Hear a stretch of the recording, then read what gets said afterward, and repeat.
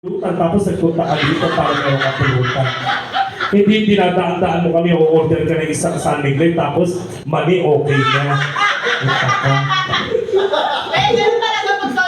Ganon kapag ka mayaman. Sorry. Di ba ganon pa? Kasi mga ganyan, mga kinaininom, mga Alfonso, mahirap yan. Yes, pag mahirap yan, pag isang bote ka lang, ibig sabihin milyonaryo ka. Di ba? Tama, may makain lang araw-araw. Ba't hindi ka mga lakal na lang muna? Oo. Sige.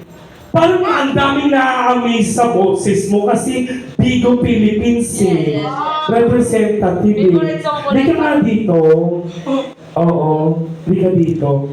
Tara, ano pa yun? Tumatawa ka mag-isa. May something ka ba? Hindi. Sabi na konti. Ayan, masiyahin ka. Ay, tinitignan niya yung mic. Hello everyone. Nice to meet you. Ano, nice to meet you, nice to meet you. Fuck you. Ano nice to meet you? Ba't mo muna silang binabate?